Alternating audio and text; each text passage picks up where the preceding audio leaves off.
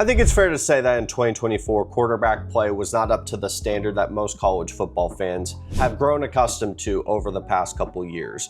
Will Howard and Riley Leonard in the national championship was a great national championship, but it's not the star power that a lot of people are looking for. That doesn't mean that the season was bad. 2024 was fantastic, and there were some great quarterback seasons like Shedeur Sanders, Cam Ward, Dylan Gabriel had a great year. But I think 2025 will have that it factor that people are looking for in terms of superstars breaking out into college football. And as you look around the corner of what the season become, we have spring games today. I'm not just going to pick chalk here, but the SEC has a ridiculous amount of talent and potential in the quarterback room. This is a conference that we're talking about a guy like Diego Pavia, the guy that took down Alabama, a really damn good quarterback, could be in that 5 to 10 range of a super conference. That's crazy. It's not a slight of Diego as a player. It's more of a testament of how deep the SEC is with the upside that is just top to bottom throughout this conference. So I want to take some time and walk through some of the quarterbacks that have a ton of upside and why there's a ton of hype with them, because everyone could point to a 5-star ranking and say that player is going to be elite because of that ranking. I think there's a lot more context to a lot of these guys that could make it very exciting for what the season could turn out to be. Before we talk about any SEC quarterbacks, we have to talk about Nico Iamaleava. He is the Tennessee starting quarterback, or at least he was. He's going to be in the spring transfer window due to an NIL dispute. Tennessee made the right decision here. They could not be bullied by a player to giving a $3 million payout increase. If they were to give him that money, they would set a precedent that any player could just sit out of team meetings, sit out of practice, miss the spring game. This is all happening on the day that Tennessee's spring game is supposed to happen, that they can sit out and they will get paid by the school. That is just something that Josh Heupel and company could not set that precedent. So they made the right decision, but it also comes at a cost. I do think Tennessee football gets worse today. Like I said, he was a top 3 quarterback in my projected SEC quarterbacks. If you want to go see those rankings, my TikTok's linked into the bio, or I think I posted on my YouTube shorts as well. This is a lose-lose situation. This is the dark side of NIL and the transfer portal, something that you just hate to see. Nico was going to have to play at an elite level if Tennessee was going to get back to the college football playoff. This is a program and a team that has a lot of young players that we may not know their names right now, but they do have upside, but it's a lot of unproven talent. And you were hoping that Nico in the second year of starting was going to take that next step and be able to minimize potentially players not living up to that potential. You lose guys like Dylan Sampson. The defense got absolutely torn apart, especially in that defensive line. And a great quarterback, an elite quarterback, can minimize that. Now he's leaving. Now he's out the door. I understand if you were lower on him after that first year of starting because there was a lot of ups and downs, but this still sucks. Do not get twisted. Nico is an elite level talent. If he's able to put everything together, that is a top 5 quarterback in college football. So you are letting a talent like that leave out the door. And now you're having to put in a guy that has not started unless they get someone out of the spring transfer window. Regardless, he's not going to be one that has started in a Josh Heupel offense. So there's going to be a lot of new with a Tennessee offense. But quickly, before we dive in, welcome to From Snap to Whistle Football. This is all we do. We talk about football around here. So if you want to give me another chance to talk some football with you, it would be greatly appreciated. Whether it's a like, comment, subscribe, anything across the board. I'm not going to hold you for too long. Let's talk about some SEC quarterbacks. DJ Lagway is the reason why I wanted to talk about SEC quarterbacks and what the potential of this conference could be, because I'm so excited for what the second year of him fully starting, going into this offseason, knowing he's the guy could potentially be. Do not look at the stats and let that dictate your opinion of what the talent is with DJ Lagway. If you put on the tape and you see some of the arm angles he's able to pull off, some of the throws, some of the pocket presence, it looks like an alien is out there trying to make plays. He has the prototype build that you are looking for in an elite level quarterback, and he's going to be in an offense that is going to put him in the best position to thrive. I think Florida last year got a lot of production out of DJ, primarily because of his instincts and his athleticism and his raw talent. Now you're going to be able to take that, which is a very good foundation, and try to refine it. Let's not forget, Graham Mertz started last year for a reason. I don't think a guy like DJ Lagway was ready week 1. But as time progressed, obviously the injury happens to Mertz. A guy like Lagway comes in and was able to produce in the SEC against some of the toughest stretch of games that you can find in terms of a schedule. I fully understand a lot of people are hyped up on Florida. I'm trying to temper my expectations with a guy like DJ Lagway, who has the mobility, has the arm. I think the processing will come with time as a Florida offense that is going to run a ton of pistol, make things easier for him. I think the rushing attack is going to be a lot more effective. The offensive line is going to be greatly improved. There's so many things that are moving positive to put him in the best position to succeed. That's why I can't not buy stock on a guy like DJ Lagway. We're talking about a guy that has the ceiling of a Heisman winner and the floor of probably the 5th best quarterback in the SEC, going into his 3rd year, probably being a Heisman favorite. Arch Manning is someone that I'm not going to spend a ton of time here, primarily because he hasn't played a ton of football. I'm high on Arch Manning because I do trust the talent and the situation that he is being put into. Now, I don't think it's going to be instantly a Heisman favorite after year 1, but I will say this. The reason to be hyped if you want to have a lot of excitement with a guy like Arch Manning is because of his mobility in an offense like Texas. When we talk about Texas's offense at its best, to keep it simple, was when the rushing attack was flowing and at a very high level. I think that's what's going to give Arch Manning a very good floor because of the mobility, the improved running back room, and the fact that he's just not going to take a ton of sacks. I think the pocket presence is to be determined. Obviously, he has to play some football to be able to maneuver around the pocket, because being mobile does not mean you immediately have good pocket presence. You could not see a defender coming in. You could have bad footwork. You could cause a lot of sacks while still being mobile. So I'm not going to say that Arch Manning is guaranteed to have that. But I also do think the upside with Texas's offense is going to be substantially jumped up just from the fact that I don't think Arch is going to have as many sacks as a guy like Quinn Ewers, because his worst trait was bad pocket presence. I am tempering my expectations with Arch though. I just don't think that the best version of him is going to be this year. I think he ends up playing another year of college football. So I think he takes a ton of strides as a first-year starter, and he's going to be even better his senior year. Garrett freaking Nussmeier is some of the most fun and most polarizing tape that you can watch. We're actually talking about a guy that has played a full year of college football in the SEC compared to guys like DJ Lagway and Arch Manning. This is a guy that you have full tape to go evaluate. And at one moment, you could see a throw that makes you think he's the #1 overall pick, and the next one, you wonder if he's even draftable because the pick was that bad. I think as time progresses, we're going to begin and realize that Bryce Underwood not being an LSU Tiger might have been the best thing for this program, because it jump-started their NIL funds and was able to build a program that is going to be set up for a national championship run in 2025 with a guy like Garrett Nussmeier at the helm. Him coming back was massive for LSU, because I think he would have been a first-round pick in this year's NFL draft.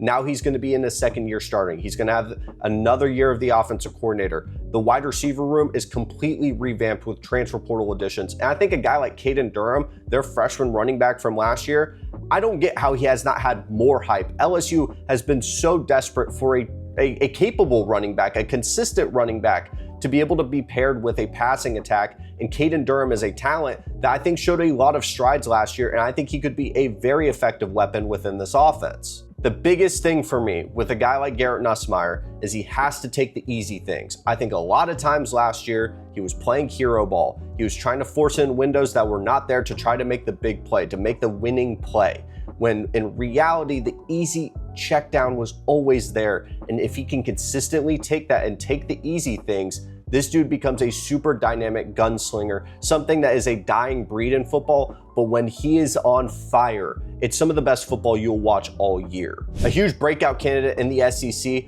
that I'm trying to manage expectations, you see the pennant behind me, is Marcel Reed with Texas A&M. I think his floor is going to be extremely high just based off the rushing attack that Texas A&M is going to try to produce. Colin Klein's all about the rushing attack. That's his MO, that's his bread and butter, that's where the creativity thrives.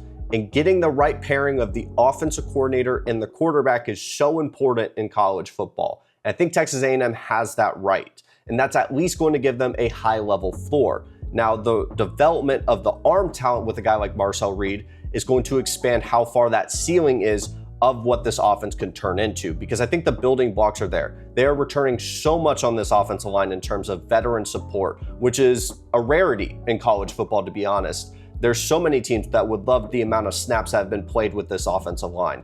Pair that with a greatly improved wide receiver room that can actually separate compared to what they saw last year. And now you have 2 running backs compared to Le'Veon Moss on an island last year, with a guy like Ruben Owens who's coming off of an injury, who should have a full offseason to be fully healthy. All of the pieces are there for a guy like Marcel Reed to have a very good sophomore season.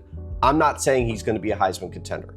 I think you got to give a lot of room of development with a guy like him of multiple seasons. The biggest problem with Texas A&M is they'll pull the plug on a ton of quarterbacks way too early. The best quarterbacks in Texas A&M history, at least recently, was you had a guy like Johnny Manziel who broke onto the scene and is one of the best quarterbacks in college football history. You had Trevor Knight, who was a transfer and he had 1 season left. But the best quarterback in recent memory was actually a guy like Kellen Mond, who had multiple seasons to play as the quarterback. You have to let these guys develop over time. I understand in a world of college football, there's so many guys that have to instantly break out or you're automatically done with them. A guy like Marcel and the talent that he is and the room of development that there is in the arm talent, you got to give a lot more time. So I think he's going to have a very good year, but I'm not saying he's going to be a top 5 quarterback. But if he's a guy that's in that 5 to 10 range, the SEC is incredibly deep at the quarterback position. I promise you, I do not hate Lenore Sellers. I think he's a very good quarterback that has a ton of upside. He's one of the most electrifying playmakers at the quarterback position in all of college football, regardless of conference, because of what he's able to extend behind the line of scrimmage and his rushing attack. And I think South Carolina has done a very good job in putting him in the best position to have a very high floor. They brought in a very good running back to replace Rocket Sanders. I think their rushing attack is going to be very solid. I have questions on what the passing attack is going to look like. As exciting as it is for a guy like Nick Harbor, one of the best players in college football 25 history, that he's not going to be focused on track and football. He's only going to be playing football going into the spring and going into college football this season.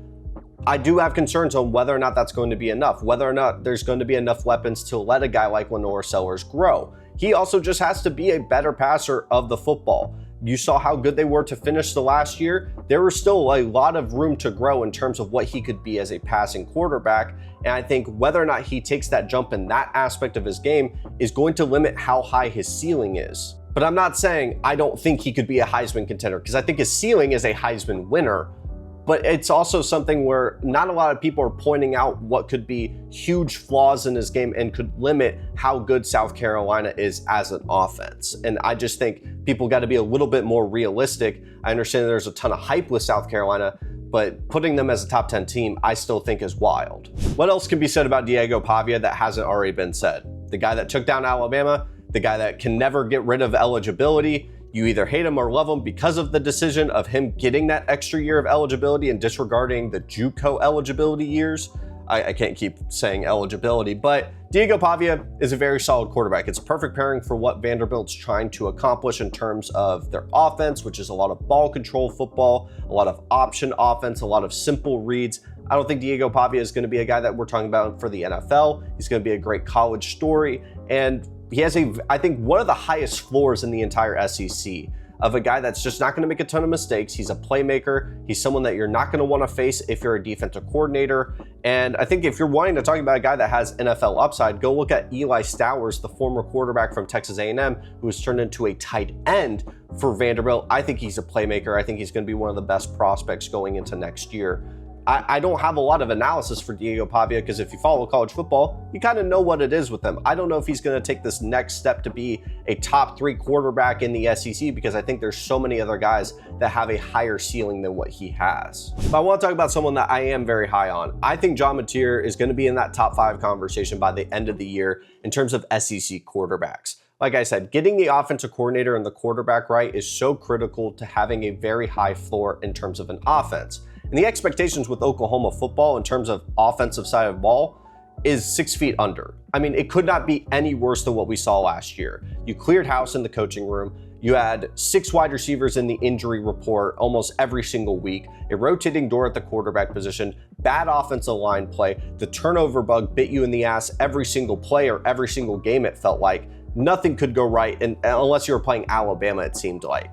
So I think that John Mateer when they produce a top 10 offense at Washington State, I'm not expecting a top 10 offense with Oklahoma. I'm expecting a competent offense. I'm expecting a pairing of an offense coordinator and a quarterback that know what the hell they're doing, and they have synergy. And that's something that you cannot disregard in terms of projections of what a team could be in the following season. Because I do think the offense for a guy like Mateer is going to have a lot more talent surrounding him, but he's also going to be facing much more talented defenses. So I am tempering expectations, and this is going to be a guy that you're going to actually have to watch the games to evaluate. You can't look at the box score just based on what Oklahoma's schedule is going to be. It's going to be a murder's row once again. They did not get any breaks this time, just like they didn't get any breaks last time. And I think John Mateer in this Oklahoma offense is going to have a ton of opportunities because of how good the defense is going to be. There's a lot of things that I think are moving in the right direction with what this team could be. And I think John Mateer, a redshirt sophomore this year, is going to be someone that could grow and develop into being one of the best quarterbacks in the SEC. I'm not expecting the full-on breakout this year, but I do expect most of the college football public to know his name by the end of the season. And so the last two guys I want to talk about, because I can't talk about every single SEC quarterback, I'll make a mention of, Ty Simpson. Ty Simpson's going to be probably the starting quarterback for Alabama.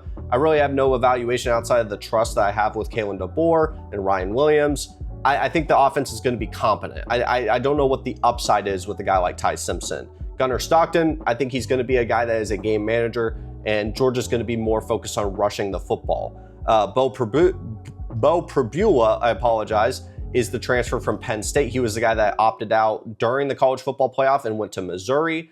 I don't know really what to expect with Missouri football after they lose a guy like Luther Burden and a couple other pieces. It's to be determined. I do think he's an electric playmaker, but I have concerns about the program with Missouri. Austin Simmons is someone that I'm very excited to see. There was that moment or that drive against Georgia. He's the left-handed 13. A lot of people are comparing him to Tua. I just think anything's going to work within that offense that a guy like Lane Kiffin likes to run, where it's very simple. It's getting the ball out quickly. A guy like Austin Simmons with the arm talent that he has, he's going to be someone that's just going to be a point guard in this offense, and he's going to play at a very high level. I do think he has the top 5 upside.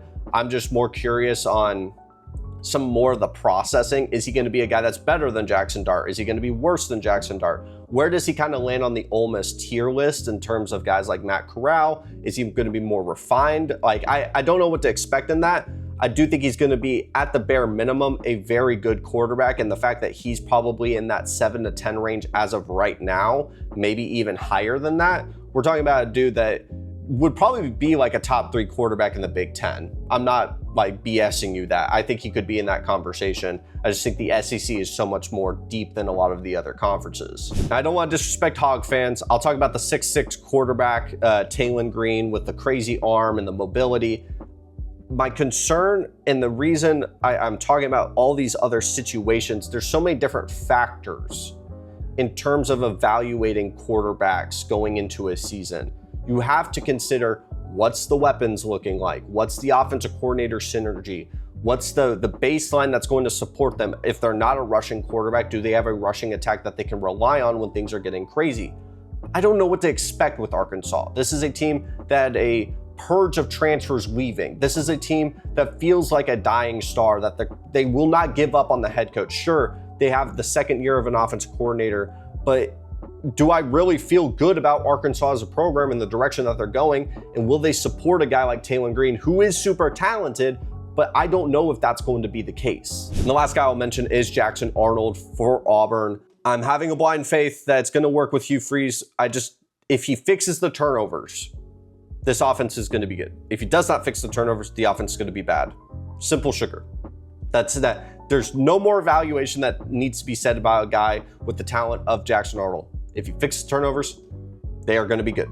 If he does not, they're going to be the same exact thing that they were last year. But with that being said, thank you so much for taking the time to listen to me yap about this. I have not made a video in about a month, and so I truly appreciate that this is the first time I'm getting back into the water as we start to turn around the corner, evaluating spring games, and getting super excited for the college football season. You may wonder, why have I not talked about Zach Calzada in Kentucky? To the one Kentucky fan that's watching it still, he is a quarterback.